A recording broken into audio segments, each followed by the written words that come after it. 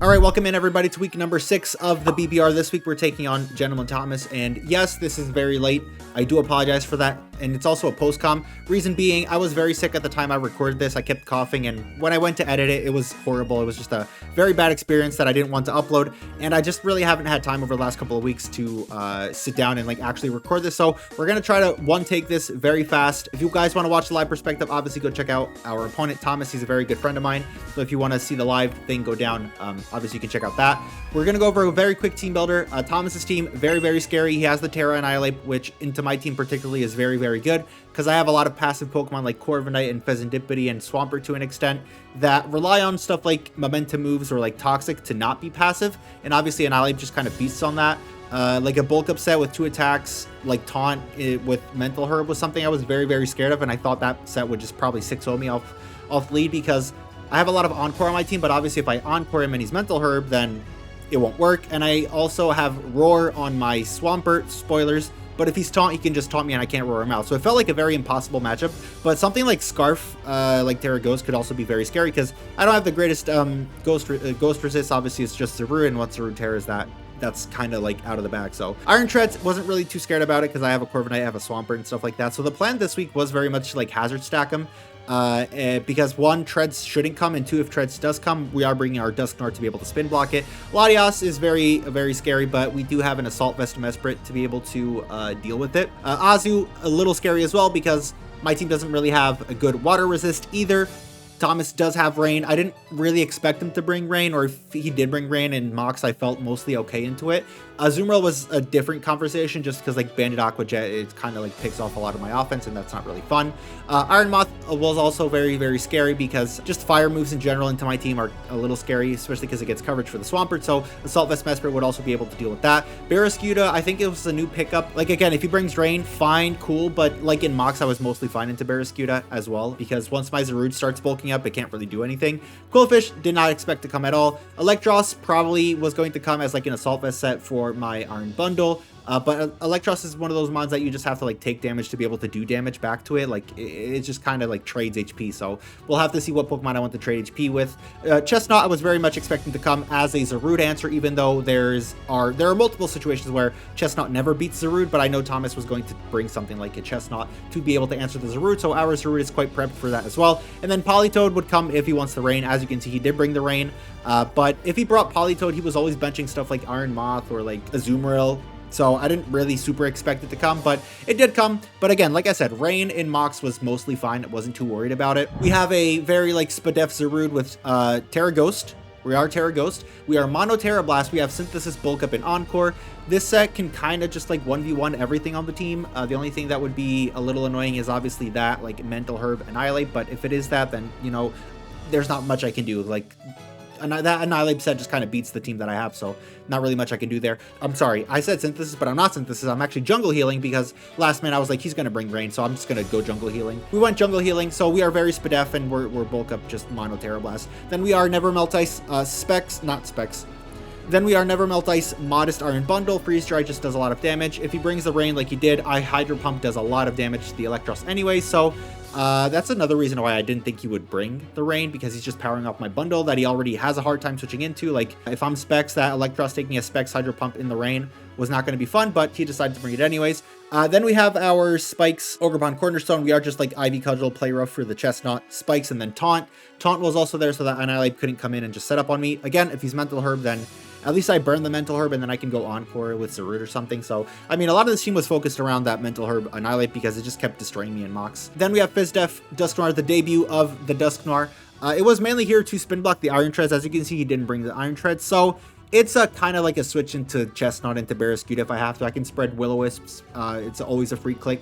And then Poltergeist also does pretty good damage into everything on the team. He doesn't have a Ghost Resist. He didn't bring it. Then our Assault Vest Mesprit, as I mentioned before, just kind of there to like switch into Latias and switch into Iron Moth. Not much else. And then we have our Mental Herb Roar Swampert with Earthquake, Knockoff, and Stealth Rock. This is just so I am able to roar the Annihilate out once if he is the taunt set. That being said, the team that Thomas did bring wasn't really what I expected. As I mentioned before, I didn't super expect Rain. He didn't bring the Iron Moth, which instantly freed up my Mesprit. Now, the thing is, I was very, like, set on leading off with Ogrepon Cornerstone because I was able to just get up my spikes. But once I didn't see the Iron Moth there, I was kind of like, you know what? I might just end up leading off with my Mesprit because it felt pretty free into everything. Like, he has a pretty hard time at killing the Mesprit from full, and if he leads off with Annihilate, then I get to see what type of set he is anyway. So yeah, we're going to lead off with our Mesprit. Let's see what Thomas decides to lead off with. He just leads off with his Barraskewda. This is okay. Like, I will take any hit that he wants to go for, and I can very much just click Thunderbolt. I don't see him going hard into Latias from here because it could be a U-turn, could be a knockoff. So we are just going to click Thunderbolt on this Barraskewda and probably do like 60-ish%. If he wants to stay in and just go for a crunch, I can calc damage, see if it's banded, see if it's adamant, because he might decide to go with Jolly just to be able to speed die with my bundle outside of ring, but he does go flip turn. As you can see, that does about 50%, so obviously that's going to be banded. And he brings in the Polytoad, which we are going to Thunderbolt, and we're going to do a pretty decent amount of damage to. So that was like max HP, so I was like, okay, if it's max HP, I'm probably okay to just stay in here and U-turn. I don't know exactly what Polytoad would want to do, so I think I just decided to go for a U-turn, and if he stayed in, I was okay to go out into my Zarude, and that would be an opportunity for me to start setting up with Zarude, or just see at least what his initial response was going to be. Because the thing is, Chestnut, if it has Roar, it will beat my Zarude 1v1, but if it goes for anything that's not Roar, then I can Encore him into it and go on from there. So this is where I think I made the first sort of like misplay. This is probably a turn where I can either just go Ogrepon and get up my spikes, or I can go out into my Zarude and just see what his initial response was going to be.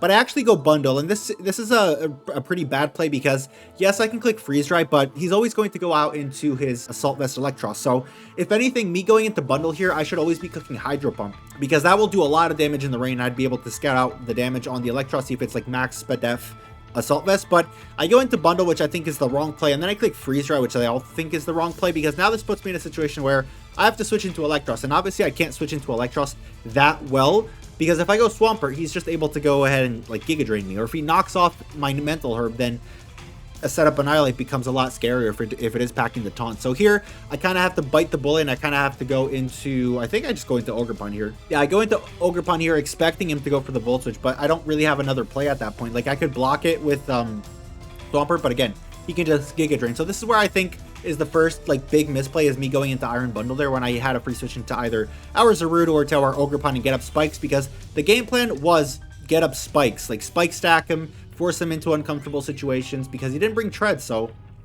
it was very easy from there. But now he has another free switch into Barraskewda, and obviously this guy in the rain is just going to be able to kill me. And at this point, I have a decision to make. The decision is, do I sack my Mesprit now, or do I expect him to go for a flip turn and potentially live? But obviously, I just end up sacking off my Mesprit. So the early game didn't go well because whenever I had that free turn, I didn't take advantage of it. So our Mesprit goes down without really achieving much, and now the situation is the rain is gone, so this is also a situation where I can go out into a more offensive Pokemon and like scare him out, because obviously I know he's choice banded. So this could have been like a free Iron Bundle, because yes, he's banded, but Liquidation isn't going to do that much. I resist it, and I have a really big stat in terms of defense, so I could have gone into bundle, and I could have gone either for a Hydro Pump, or I could have pulled a double, but I just go out into the Dusknoir, and I'm like, here, sure, I can go for a Poltergeist, or I can go for a Will-O-Wisp. He's probably not going to stay in here at all. So I do click the Poltergeist as he switches out, but he goes out into this Chestnut. And at the time, I was like kind of okay with this because I could get to see what type of item he is. Obviously, he's going to be Rocky Helmet to be expected into his Zarude. He probably thinks he's going to be knocked off. And this is a situation where I just go for a Will-O-Wisp. Now, if he goes for a Spike, that could be a little bad, but it also gives me the opportunity to go out into Zarude, Encore this guy into whatever it wants, and then I can kind of start up setting up from there. So that was the sort of plan. Like, I went for a Will-O-Wisp so that this guy can't really do any damage whatsoever. So if I wanted to, I could just go hard into Zarude this turn, and that would be a pretty good situation to be in. So that's exactly what I'm going to do. We are going to do that switch into Zarude, but Thomas on this turn actually clicks Roar, if I'm not mistaken. Yeah, he just clicks Roar, which obviously sucks, and it sucks as well that I get put out into my freaking Ogrepon. But again, this is an opportunity for me to go for spikes if I want to. But for some reason, I just clicked Taunt here, and I guess I clicked Taunt here because I didn't want him to roar me, I guess. But like, I could easily just set up spikes here. I'm not sure exactly why I didn't set up spikes, or why I didn't go for like a Play Rough. Like, I know I could live this hit, so like Play Rough was probably a little bit better there. But in mocks, a lot of times what I did do was I went into Ogrepon on the Chestnut, I clicked spikes as it clicked body press, and then I taunted it so he couldn't roar me. So it was forced to click body press, and then I can go into Zarude and I can tear into a ghost type. And then from there, I have a decision of, do I want to encore or do I want to set up just knowing that he won't stay in? So that's kind of what we do here. We do it in the wrong order, but ultimately it's fine. Like, we taunt this guy and we get up a spike, and now he's going to go for a body press. And this gives me the free switching into Zarude. So we very swiftly go out into our Zarude. But here is the biggest misplay probably of the game. Thomas knows, like, he's taunted, right? And the only way that this guy has to deal with Zarude is roar. Otherwise, Chestnut is setup fodder for Zarude. So in this situation, I should have been like, it came to me a few seconds after I clicked the button that I clicked that this guy was taunted. So if he's taunted, there's like no situation ever where he stays in. Like, even a body press, he knows I'm Terra Ghost. Why would he ever stay in here? So what I realistically should have done is I just should have clicked bulk up here, because there's no way in hell he's staying in here and just allowing Zarude to get a free turn. He's much more likely to go out into something like the Latias if it's like a spec set, or if it's like Trick Scarf, or he's going out into, I don't know, he's going out into something. Like, he's never staying in with Chestnut here, but unfortunately I click Encore, and you'll see that this is probably the biggest mistake I make the entire game. So he does withdraw his Chestnut, he goes out into his Latias as I go ahead and Terrestrialize, and then I click Encore, and obviously that's the wrong click here, because if I click Bulk up here, I'm in such a better spot. Like, obviously this Latias could be like Choice Scarf Trick, and it's kind of something that I was expecting, which is why I take a very, very, very long time to think about this turn and just think about exactly what I'm going to do. And you'll see that I actually end up running down the timer. Like, at this point, I'm really considering going out into our Dusknoir, as you can see, to scout for like specs, to scout for like Scarf Trick, something like that. So as you can see there, like, I tried to double click on the Dusknoir, but apparently I didn't get in time, and I took a massive misball from the Latias. And the worst part is, because I wasn't boosted, I actually can't kill it with Terra Blast. So these two turns just went horribly. It just went like as bad as it possibly could have went. And that's going to put us very, very, very much in the back, because Latias can now just click Draco Meteor here and basically kill my Zarude. But he actually just clicks Misball again. Not exactly sure why.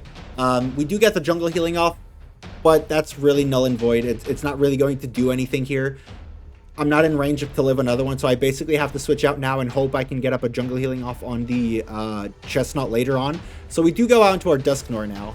And this turn, Thomas does end up just clicking the Draco Meteor, I want to say. Yeah, he does just click the Draco Meteor, so that doesn't kill our Dusknoir, but the next attack, whatever he wants to go for, it will absolutely kill it. So with our Zarude being that down low, this matchup becomes almost unwinnable, because Zarude was the only thing that was really keeping this shit together. But he's actually going to preserve his Latias. I guess I can understand why. It's faster than my Zarude. Yeah, I do just click Poltergeist again, and he just clicks Roar, so Dusknoir picks up a kill on the Chestnut, but this allows him to just go ahead and reset the rain. And now all my resources are basically depleted. Like, there's nothing I can realistically do to account for the rain that he brought. Yeah, he's just gonna bring in his Barraskewda now. He's able to bring it in.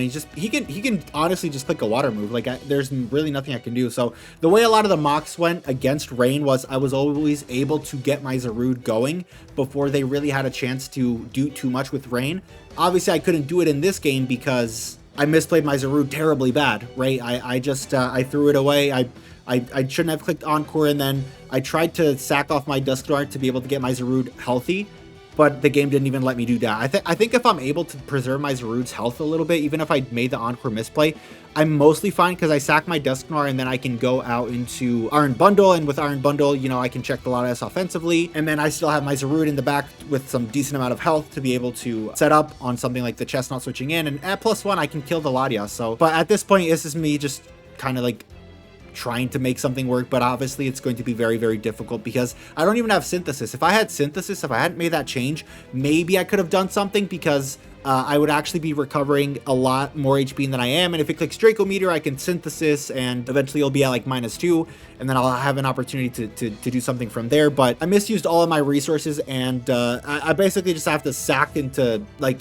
hoping Thomas makes some sort of a misplay. As you can see, this misball just way too much to my Swampert. Something else that I also did terribly bad was that the plan was to hazard stack him, force him into switches, and just put stuff in range, right? But I didn't even do that. Like, I had opportunities early game to spike up with my Ogerpon. I didn't do. I never got the opportunity to bring in my Swampert to be able to get a Brock. So I just played this game very, very bad. And I'm partly going to blame it on sick brain. I'm sure if you guys have played any Draft League game while you are sick, it feels like your brain just doesn't function really. It just feels like your brain kind of just doesn't want to work. And a lot of times I just kind of felt that. Like, I never go to timer ever in And in that particular turn, I just went to timer. Like, I don't know what went wrong there, but obviously something did go terribly wrong because we got absolutely mollywopped by Thomas, and it wasn't a nice feeling after the game at all, especially because of the way I played. Like, if I'm a much better player, obviously, than whatever happened here. So this is gonna put us at 4-2 in the BBR, which is still a pretty decent record, right? 4-2, we're still comfortably in a playoff position, but our last few weeks are like really tough. So we play Jason, aka Diet Tight, who's I think like he's towards the top of the standings for sure. We play King L5 week 8, and then we play Keegan week 9. So our last 3 weeks are pretty hard, and I think we'll be good enough. If we win one game, we'll be able to make playoffs, but if we don't, then despite having a great start to the season, we might actually miss playoffs. So hopefully we're able to lock in time. GG to Thomas once again. Thank you guys for checking out the video, and I'll see you all next time.